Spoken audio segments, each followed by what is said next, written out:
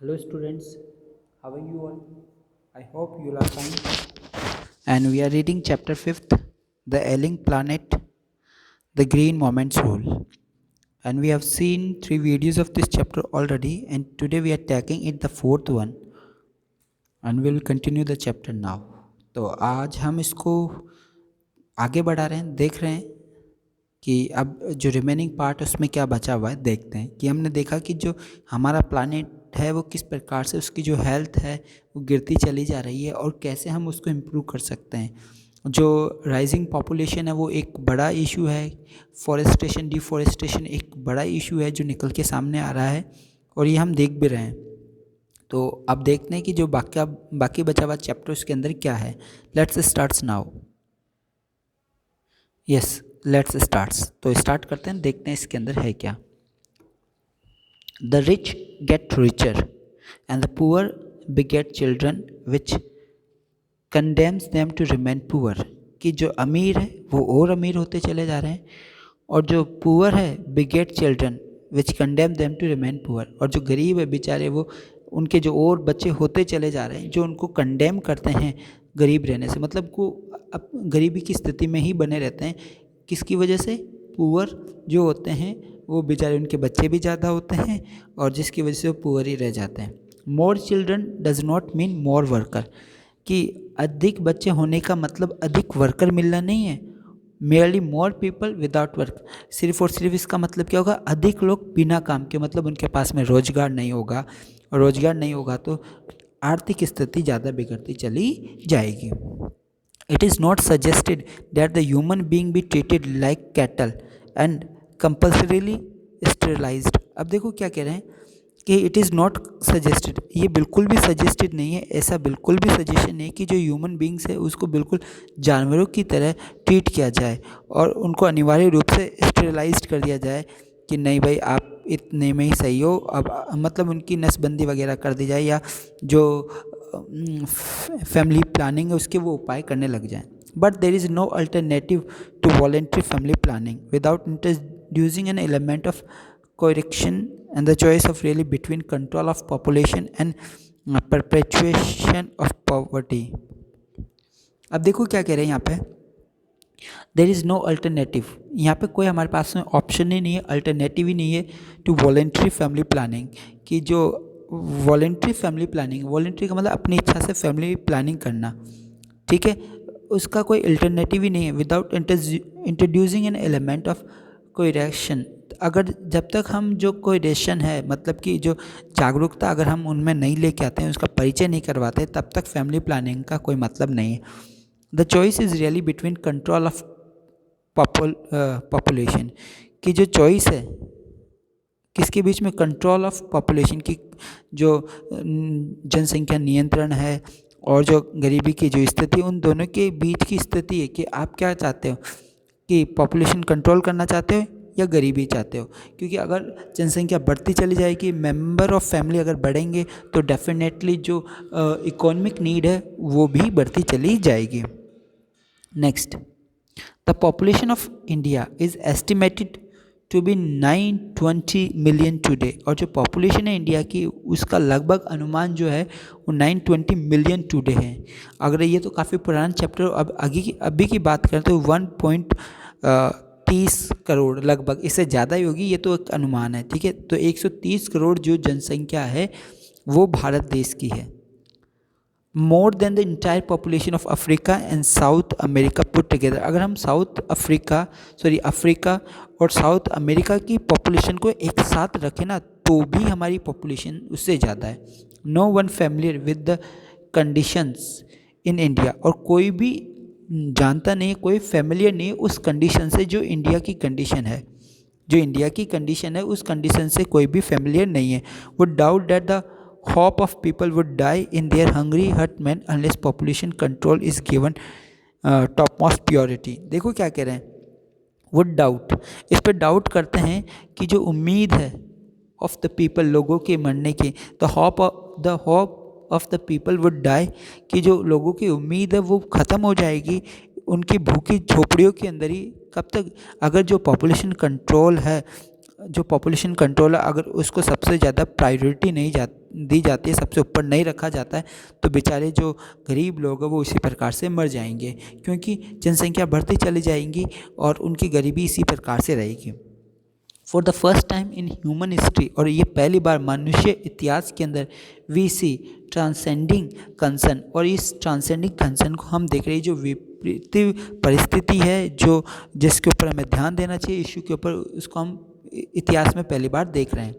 The survival not just of the people but of the planet. हम लोगों के survival की बात नहीं कर रहे सिर्फ, बल्कि हम प्लानट के सर्वाइवल की बात करें कि ना सिर्फ मनुष्य जीवित रहे, बल्कि जो पूरा प्लानट है वो भी स्वस्थ रहे। अगर जनसंख्या भार प्लानट के ऊपर बढ़ता है तो इसके रिसोर्सेज भी घट जाएंगे, दूसरे जो बायो है या जैव है उनके ऊपर भी काफ़ी इसका फ़र्क पड़ेगा। We have began to take a holistic view of the very basis of our existence. देखो यहाँ पे हॉलिस्टिक व्यू का मतलब है संपूर्ण रूप से देखना, और हमको अब संपूर्ण रूप से देखना होगा जो आधार है अस्तित्व का, मतलब कि हमें सभी जीवों को, पूरी पृथ्वी को एक साथ देखना होगा, तब जाके हम इस चीज़ को समझ पाएंगे। The environmental problem does not necessarily signal our demise, कि जो पर्यावरणीय प्रॉब्लम है, जो पर्यावरणीय समस्या है, डज नॉट सिग्नल, वो हमको आवश्यक रूप से सिग्नल ही नहीं दे रही है, संकेत ही नहीं दे रही है हमारे डिसमाइस की, कि हम ख़त्म होते चले जा रहे हैं। It is our passport for the future, ये एक तरह से पासपोर्ट है हमारे फ्यूचर का।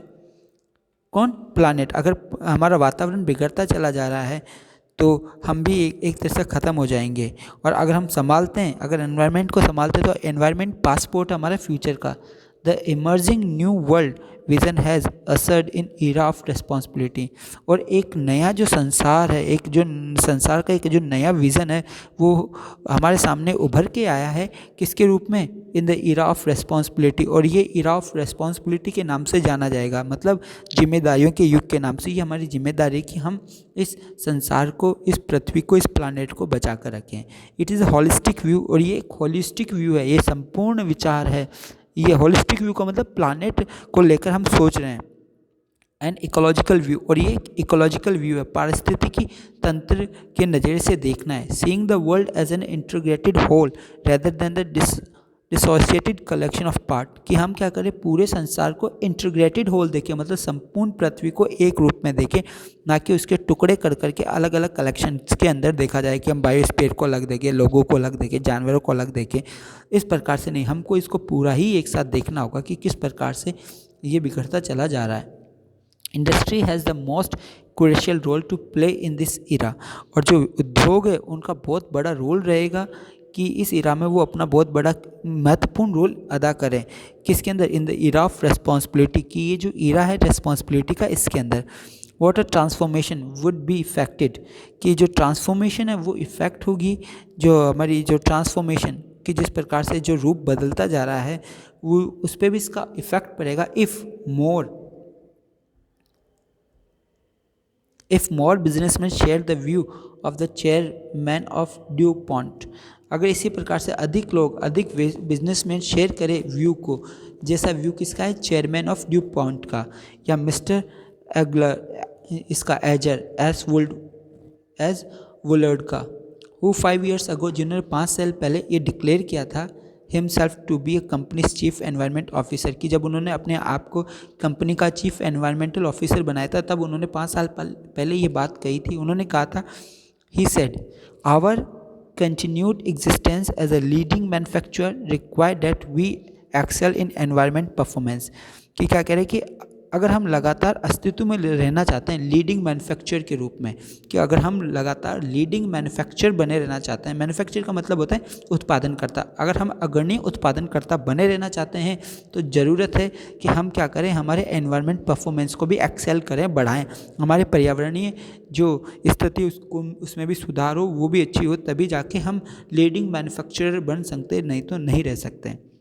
Of all the statement made by Margaret Thatcher during the years of prime ministership, और ऑफ ऑल द स्टेटमेंट्स, और सभी स्टेटमेंट्स में से वो स्टेटमेंट जो मार्गरेट थैचर ने किया था, कब?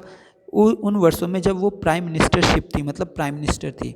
None has pass so decisively into the current current coin of English uses as her felicitous word. तो उन्होंने बड़ी डिसीजन के साथ में उस करंट इंग्लिश समय के अंदर उन्होंने अपने वर्ड्स के अंदर कहा था, क्या कहा था, no generation has freehold on this earth, कि किसी जनरेशन के पास में फ्री होल्ड नहीं है इस अर्थ की, मतलब कि कोई भी आज़ाद नहीं रह सकता, कोई मुक्त अवस्था में नहीं रह सकता अर्थ से, मतलब अर्थ से हटकर कोई जीवित नहीं रह सकता।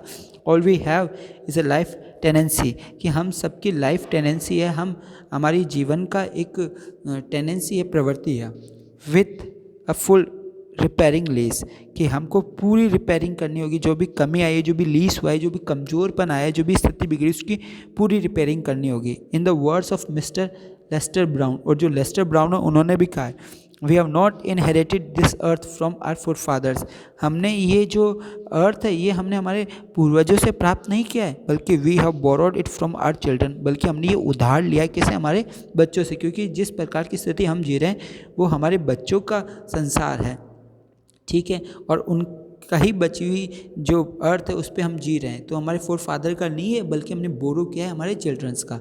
तो ये काफ़ी अच्छा चैप्टर था, हमारे प्लानेट के बारे में हमको अवेयर करता है, किस प्रकार से हमको हमारा प्लानेट बचाना होगा। हमको अगर हम लोगों की जीवन बचाना चाहते हैं, ज़िंदगी सुधारना चाहते हैं, तो सबसे पहले हमको हमारे अर्थ को सुधारना होगा, अर्थ की स्थिति सुधारनी होगी, और इसके लिए हमें जो पॉपुलेशन राइज है उसको भी कंट्रोल करना होगा, अदरवाइज़ ये पॉसिबल नहीं हो पाएगा।